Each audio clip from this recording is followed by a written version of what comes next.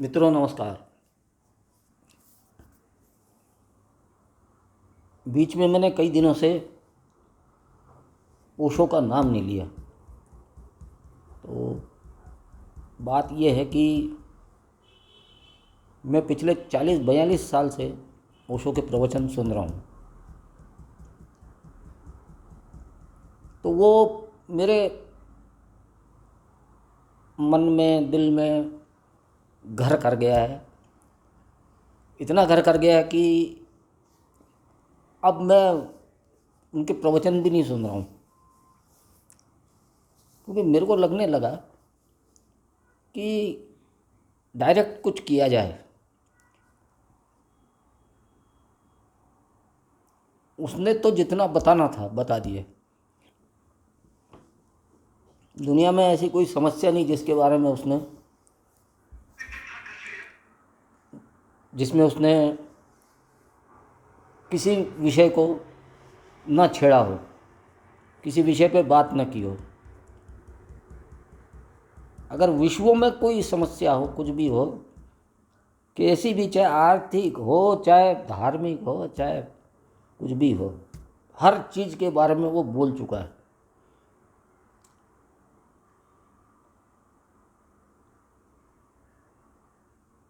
अगले आने वाले सदियों में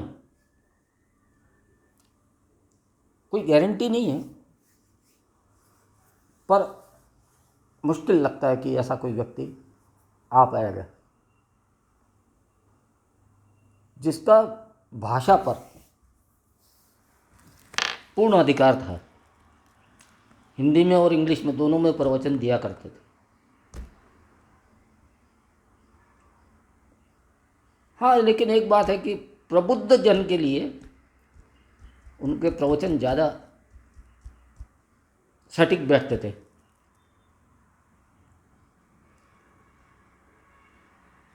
गांव के लोगों को उनके प्रवचन समझ में आना, मैंने कई गांव वालों से मैं बात करता रहता हूँ, तो मुझे मालूम है कि गांव वाले ओशो को समझना लगभग असंभव है, क्योंकि जो वैज्ञानिक तर्क पे बात करता हो, आध्यात्मिक गुरु, उसको समझना, क्योंकि गांव के लोग विज्ञान को नहीं समझ पाते। विज्ञान को समझने के लिए जिस एक बुद्धि की ज़रूरत रहती है, अच्छा, मैं ऐसा नहीं कहता कि मतलब विज्ञान को समझना जरूरी है, लेकिन लेकिन विज्ञान भी एक रास्ता है। अपने यहाँ एक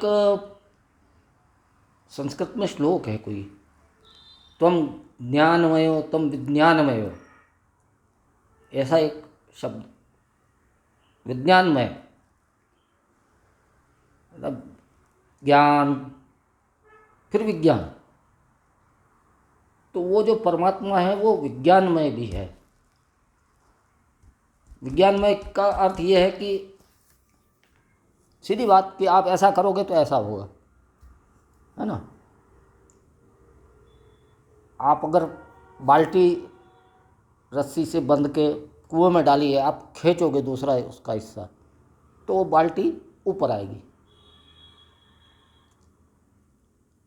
इसको कर्मफल सिद्धांत भी बोल सकते हैं, पर है तो विज्ञान ना। सीधा विज्ञान से जोड़ सकते हैं अपन धर्म को। वैसे मैं आज बात करने वाला था चमत्कार की, लेकिन यही बात इतनी ज़्यादा फैल गई मेरी कि अब थोड़ा सा विज्ञान, ज्ञान,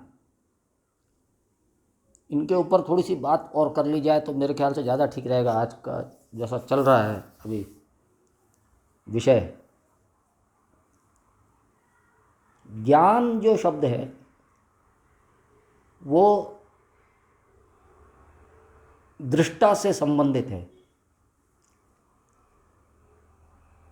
हम साधारण लोग जो बातें करते हैं और जिसे हम ज्ञान कहते हैं वो उसको इन्फॉर्मेशन बोलते हैं। इन्फॉर्मेशन है वो आपके दिमाग में, न कि ज्ञान है। ज्ञान वो होता है जो आपका स्वयं का होता है, और स्वयं का होने का मतलब है कि आप दृष्टा की श्रेणी पे पहुंच गए। यानी अब आपको न गुरु की ज़रूरत है न किसी सहारे की ज़रूरत है।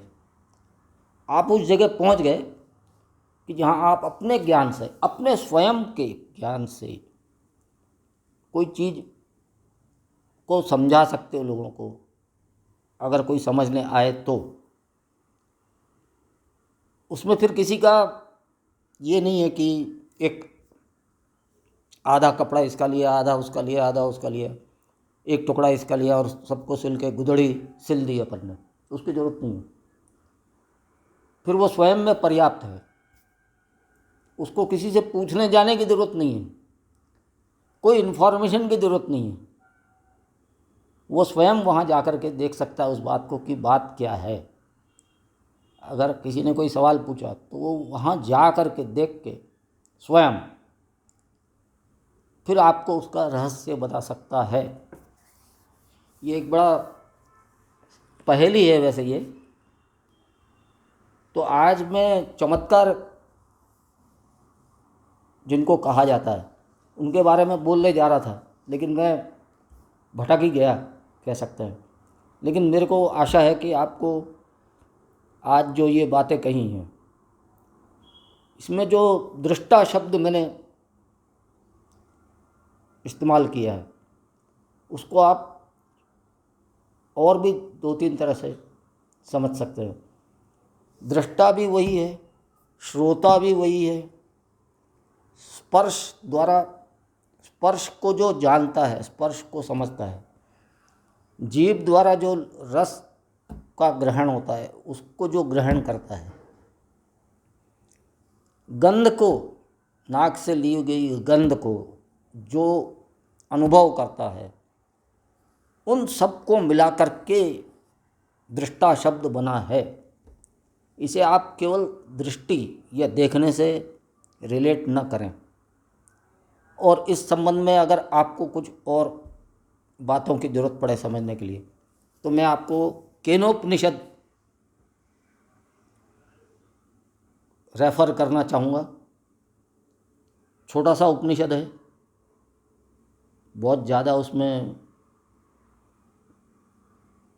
बातें नहीं कही गई हैं, तो आप केनोपनिषद ज़रूर पढ़ें। बहुत ही अच्छा उपनिषद है। आज का जो भी मेरा ये विचार था इसको आपने इतनी देर सुना, उसके लिए आपका बहुत धन्यवाद। अगली श्रृंखला में मैं चमत्कार का विषय लूँगा। तब तक के लिए इंतज़ार कीजिए। नमस्कार, धन्यवाद।